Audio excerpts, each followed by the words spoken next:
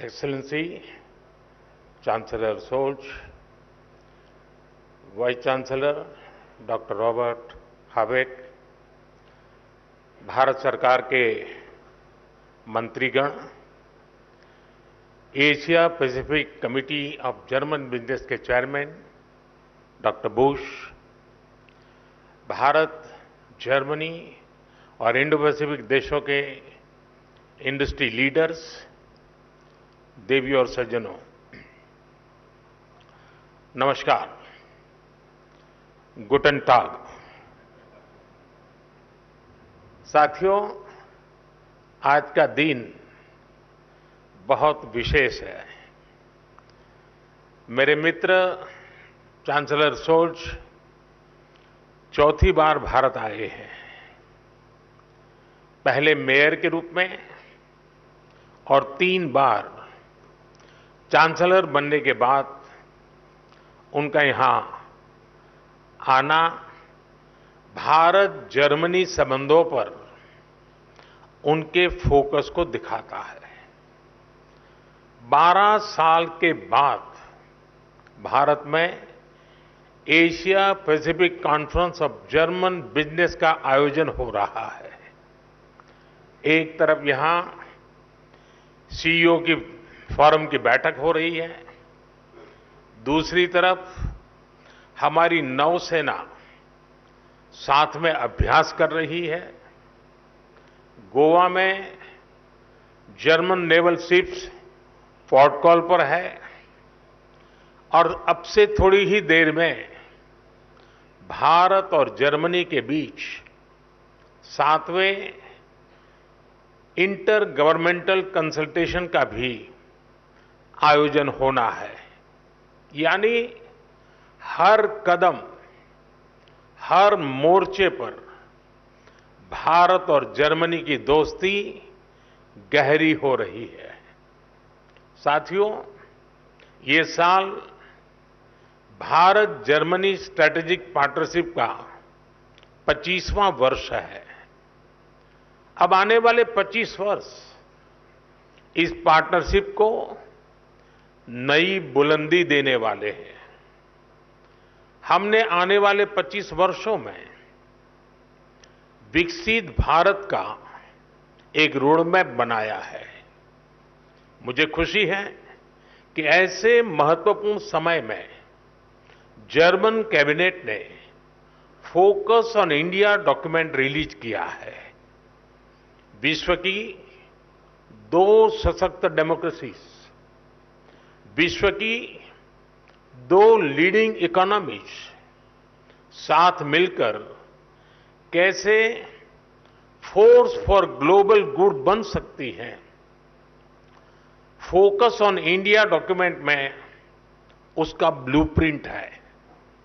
इसमें strategic partnership को holistic तरीके से आगे बढ़ाने की अप्रोच और कमिटमेंट साफ दिखता है। खास तौर पर भारत की स्किल्ड मैन पावर पर जर्मनी ने जो भरोसा जताया है वो अद्भुत है। जर्मनी ने स्किल्ड भारतीयों के लिए हर वर्ष मिलने वाले वीजा की संख्या 20,000 से बढ़ाकर 90,000 करने का फैसला किया है। मुझे विश्वास है कि इससे जर्मनी की ग्रोथ को नई गति मिलेगी। साथियों, हमारी आपसी व्यापार $30 बिलियन से अधिक के स्तर पर पहुंच चुका है। आज एक तरफ सैकड़ों जर्मन कंपनियां भारत में हैं, तो वहीं भारतीय कंपनियां भी तेजी से जर्मनी में अपनी प्रेजेंस बढ़ा रही हैं। आज भारत डाइवर्सिफिकेशन और डी रिस्किंग का सबसे बड़ा केंद्र बनता जा रहा है। भारत ग्लोबल ट्रेड और मैन्युफैक्चरिंग का भी हब बन रहा है। ऐसे में आपके लिए make in India, make for the world का ये सबसे उपयुक्त समय है। साथियों, ईयू और एशिया पैसिफिक क्षेत्र के बीच संबंध मजबूत करने में एशिया पैसिफिक कॉन्फ्रेंस का महत्वपूर्ण रोल रहा है। लेकिन मैं इस मंच को सिर्फ ट्रेड और इन्वेस्टमेंट के सीमित दायरे में ही नहीं देखता हूं। मैं इसे इंडो पैसिफिक क्षेत्र और विश्व के बेहतर भविष्य की साझेदारी के रूप में देखता हूं। दुनिया को स्टेबिलिटी और सस्टेनेबिलिटी की जरूरत है, ट्रस्ट और ट्रांसपेरेंसी की जरूरत है। चाहे सोसाइटी हो या फिर सप्लाई चेन, हर मोर्चे पर इन वैल्यूज को बल देने की जरूरत है।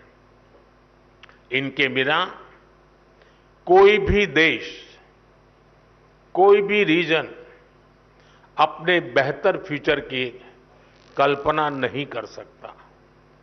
इंडो पैसिफिक रीजन तो दुनिया के फ्यूचर के लिए बहुत जरूरी है। ग्लोबल ग्रोथ हो, पॉपुलेशन हो, स्किल्स हो, इस रीजन का कंट्रीब्यूशन और पोटेंशियल दोनों बहुत व्यापक है। इसलिए इस कॉन्फ्रेंस का महत्व और भी बढ़ जाता है। फ्रेंड्स, भारत की जनता एक स्टेबल पॉलिटी और प्रिडिक्टेबल पॉलिसी इकोसिस्टम को बहुत महत्व देती है।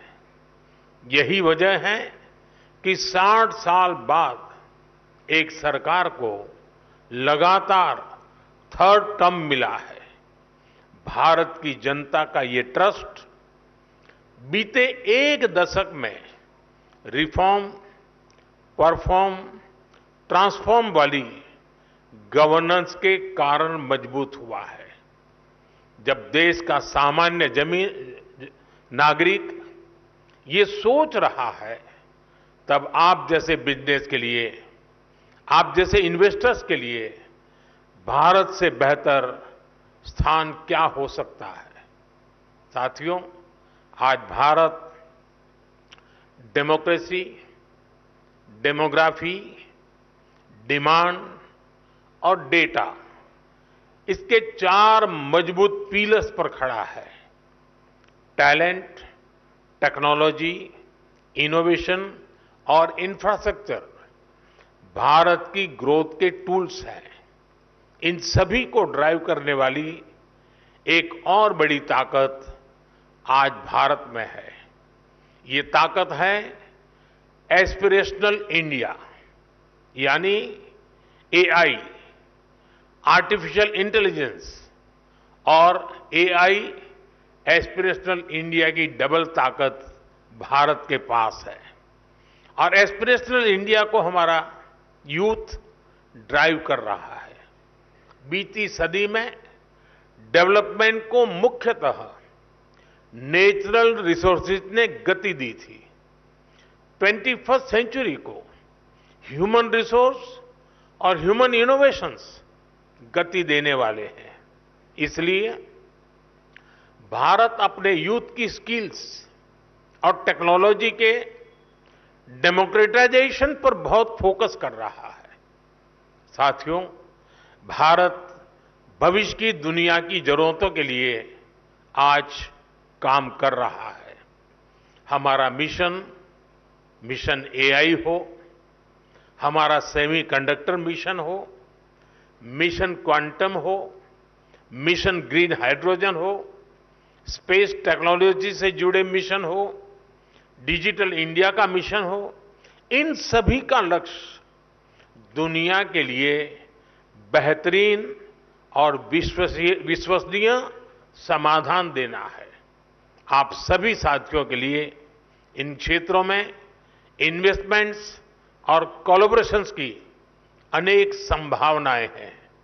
साथियों, भारत हर इनोवेशन को एक शानदार प्लेटफॉर्म और बेहतरीन इंफ्रास्ट्रक्चर देने के लिए कमिटेड है। हमारा डिजिटल पब्लिक इंफ्रास्ट्रक्चर, नए स्टार्टअप्स और इंडस्ट्री 4.0 के लिए अनंत संभावनाओं के द्वार खोल रहा है। आज भारत अपने फिजिकल इंफ्रास्ट्रक्चर को पूरी तरह से ट्रांसफॉर्म करने में जुटा है।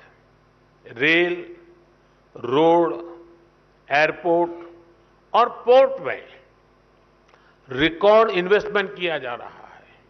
इसमें जर्मन और इंडो पैसिफिक रीजन की कंपनियों के लिए अनेक संभावनाएं हैं।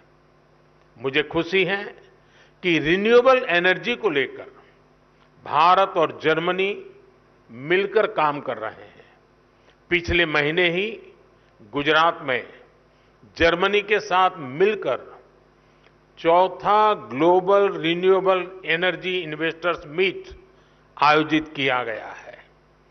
ग्लोबल लेवल पर रिन्यूएबल एनर्जी में निवेश के लिए भारत जर्मनी प्लेटफॉर्म भी लॉन्च किया गया है। मुझे उम्मीद है कि ग्रीन हाइड्रोजन इकोसिस्टम की जो संभावनाएं भारत ने बनाई है, उसका फायदा भी आप जरूर उठाएंगे। साथियों, भारत की ग्रोथ स्टोरी से जुड़ने का यही समय है, सही समय है, जब भारत का डायनेमिज्म और जर्मनी का प्रिसिशन मिलता है, जब जर्मनी की इंजीनियरिंग और भारत का इनोवेशन मिलता है, जब जर्मनी की टेक्नोलॉजी और भारत का टैलेंट मिलता है, तब इंडो पैसिफिक के साथ साथ पूरी दुनिया का बेहतर भविष्य तय होता है। साथियों, आप बिजनेस वर्ल्ड से जुड़े हैं। आपका तो मंत्र होता है, when we meet we mean business. लेकिन भारत आना सिर्फ बिजनेस ही नहीं होता। भारत के कल्चर, कुजीन और शॉपिंग को आपने समय नहीं दिया तो आप बहुत कुछ मिस करेंगे। मैं आपको विश्वास दिलाता हूं, you will be happy and back home your family will be happier. ये कॉन्फ्रेंस और भारत में आपका स्टे दोनों मंगल हो, इसी कामना के साथ आप सभी का बहुत बहुत धन्यवाद। Thank you.